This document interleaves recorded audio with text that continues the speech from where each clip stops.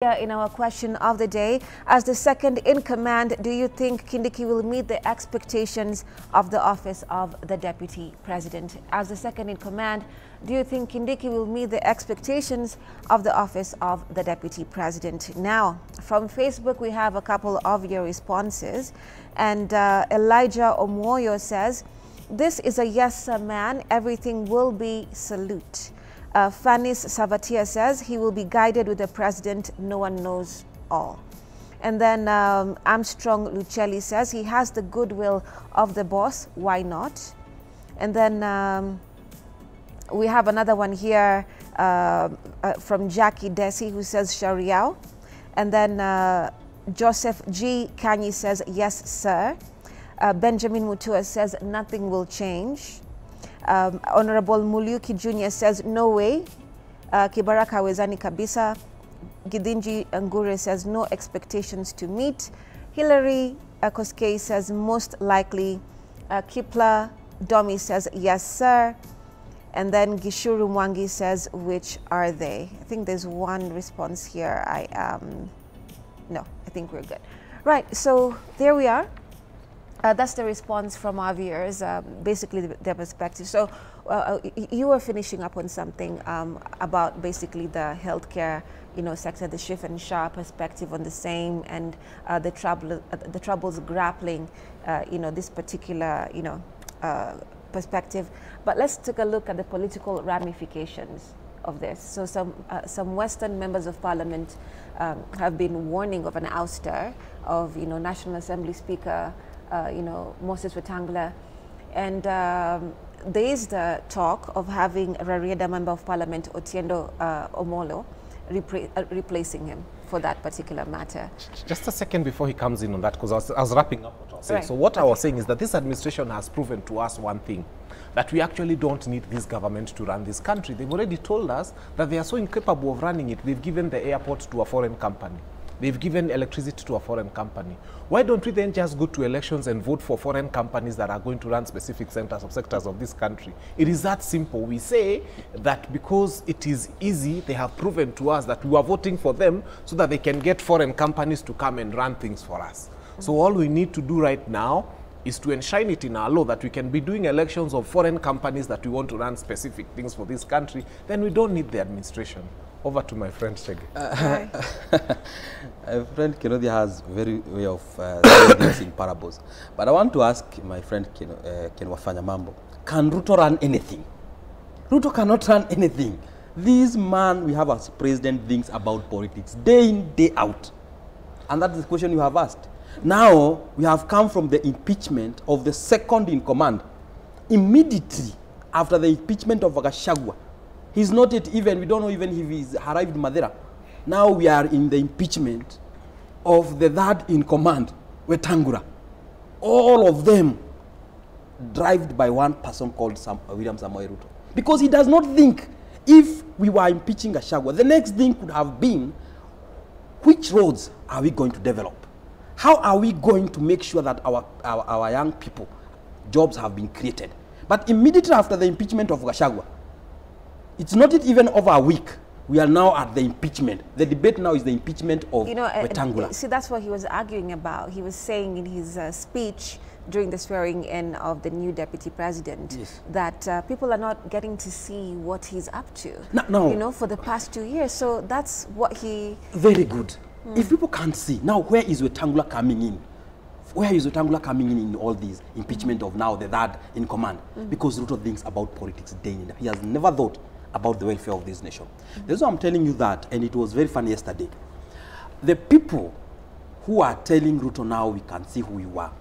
There was one of the Babas General, Kareba Misi. If Kareba Misi, the Saboti MP, talks, you know that is Raila's words. And he said yesterday to his constituency, something I can explain what he said. He said that we know that Ruto, you are behind Chirargei for 7-year term.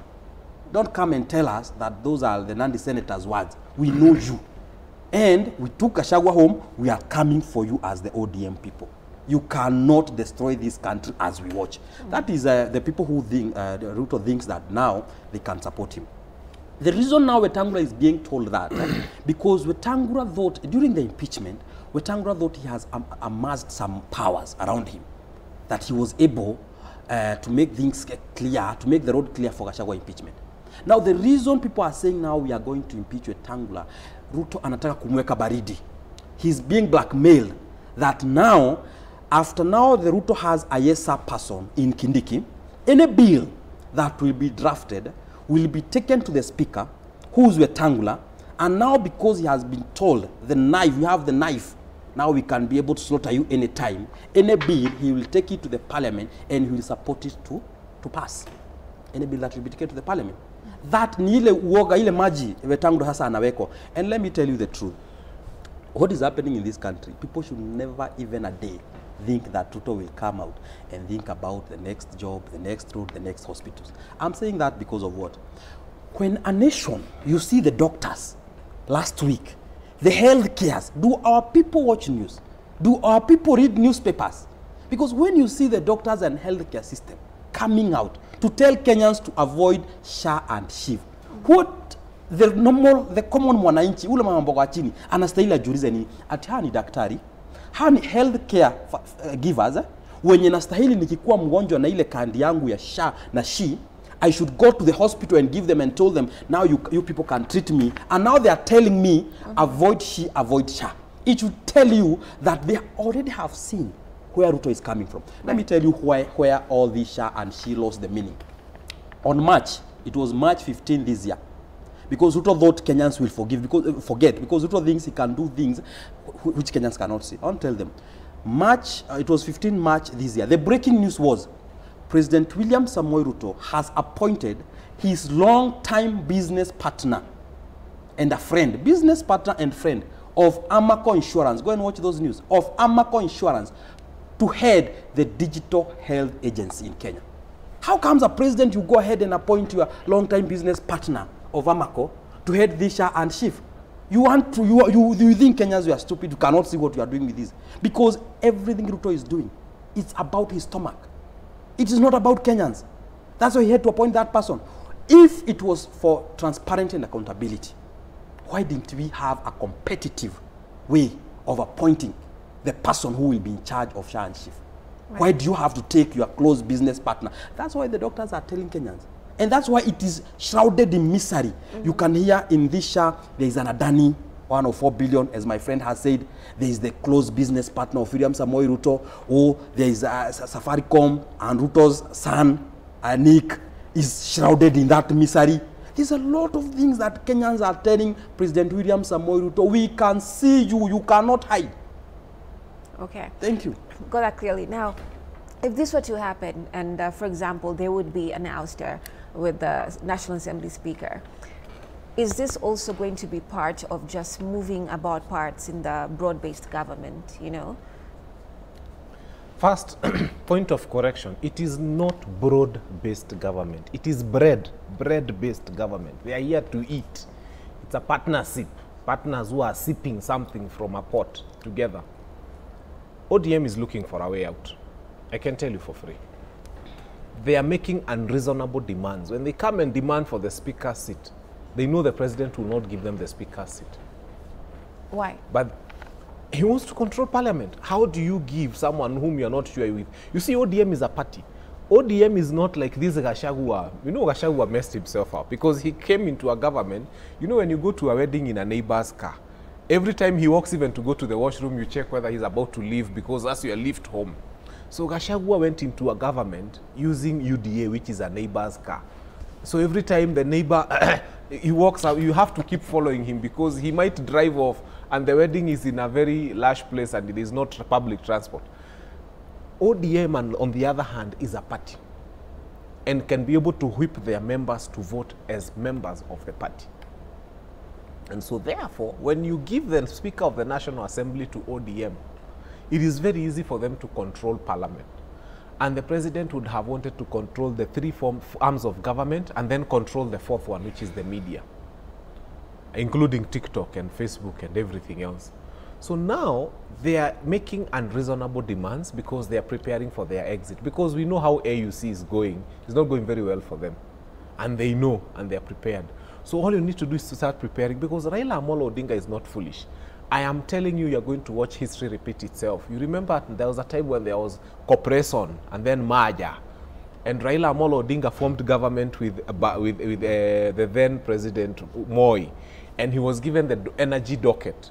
But he was all the time planning an implosion. And he stayed in that government. People were wondering, what is Raila doing in this government? But he imploded it from inside. And he left with more people, including Saitoti and Kalonzo, than he had gone in with. And I can tell you, he has gone in with 4 ministers.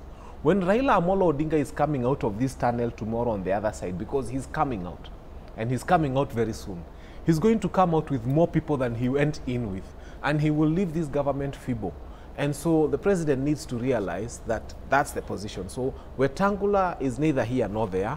It's a demand you make so that government can say no, and then you come and say we supported them, we even helped them impeach Gachagua, they have refused to give us speaker's position, and then you see the drama will unfold. Right. Now, we have the new DP as the strongest, if I may say, politician right now in the highest office, you know, as deputy president from Mount Kenya. You know, the way former Deputy President Gachagua was also a strong, you know, politician because of the virtue of the office, right? Now, we have these 2 figures. They are both from Mount Kenya, one former, one now presently DP, right? So when it comes to them, you know, garnering or like, you know, looking for favor from Mount Kenya, in your perspective, going into the future, how will this look like? I want to get you clear, which kind of favor? Because if it's development, for the last 2 years, the country has not seen any development. In fact, the only favor that Kenyans have been done by this regime, it is killing of their young people, the Gen Z. Right now, we have so many young people in this country. The graves scattered in this country. And what they do, just culling a flag, our young people are killed. Right. So when you tell me about favor or development, I want to know, like, when? Because for the last 2 years, we have seen none. So which kind of favor do people expect?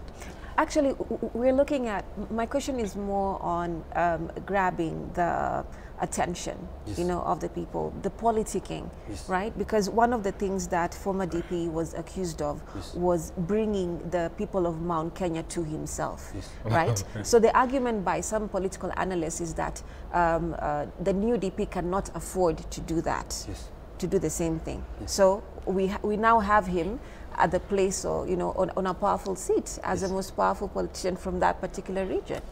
Let me tell you the reason why Kindiki was taken in the first place, so that Kenyans don't confuse that Kindiki was taken because he's qualified, he's educated, because of the services. That is not here or there. And when I was starting the show, I told you that Ruto is a master of divide and rule. Whenever he has gone to a political context, he usually divides this against this one. We had the hustlers versus dynasties. It cannot work anymore, because the people who are saying that we were lied to, we were conned, we were cheated, are now the hustlers, who are told that your problem started when we had people called dynasties in this country. Now, the reason Kindiki was taken, and I told Kenyans the other day in some forum, is because Ruto thinks now he can be able now to divide this country on tribal cards. Let me tell you the truth. He knows that the region that voted him to the presidency, the Mount Kenya region, has left him. And now he thinks, is there a way he can segregate the Kikuyus, not even the Mount Kenya, the Kikuyus alone on one corner, and take the whole nation, and then tell the nation that our problem are these people. They don't want us to lead. So that's why he took Kindiki, so that he can go to Meru and tell Meru people that all the years, nobody has ever given you a deputy president. I have given you a deputy president, and that's why I'm here. Now, these people of Kikuyus, these people have been using you people. Then he can go to Nyanza and tell them, these people, they want to lead us for how long? But I told him, this time around, we will make sure we have educated Kenyans. And going to 2027, Kenya will be united, and we will talk about issues. We will remind Kenyans about issues, not about this card. What happened during the Gen Z? The president realized that the poison is inflicting the government, and the poison was the good governance. The young people on this street, you could not have differentiated a Kikuyu from a Luo, from a Kalenjin, from a Kamba. The song was one. we want good governance. We want jobs. We are tired as Kenyans. And when they realized that, Ruto took an injection now, the tribal injection. Now he is injecting this country with the tribal injection. If you have been in TikTok and social media forums, I know you have seen Kikuyus singing, I'm tribal and I don't care. I've been called tribal. I don't give a damn. I'm now tribal. Because they can't see that Ruto, that is Ruto's card. He's injecting them with the tribal card. So that now people can't forget about the good governance. People can go back to their tribal cocoons and now so we are tribal. And that is the reason when he was taking, appointing people from the ODM side, he didn't even go for the qualification. He went to the people who can be able to influence politics of a certain region. So that if you appoint Joho in Coast Region, he can be able to consolidate the Gen Z of the Coast Region and tell them, now the Gen Z of Coast Region, you can see now we are in government. So go to Oparanya. He takes the Oparanya because he's politically correct in Western Kenya. He goes to Nyanza and tell the people, the Luya, Western Kenya, now you Gen Z of Western Kenya, you can see now we are in government. The same applies to Badi, the same applies to who?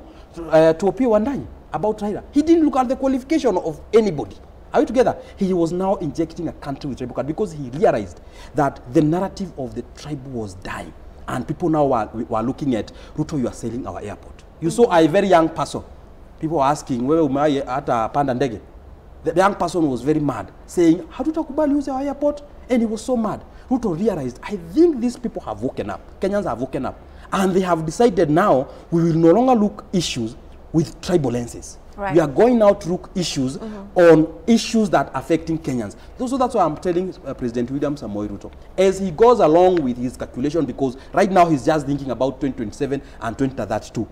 We are here as the young people, and media, you people will help us to make sure that Kenya does not go that road, that we are going to be divided along tribal lines by William Samoei Ruto. With his cards of Kindiki, it's not because of qualification.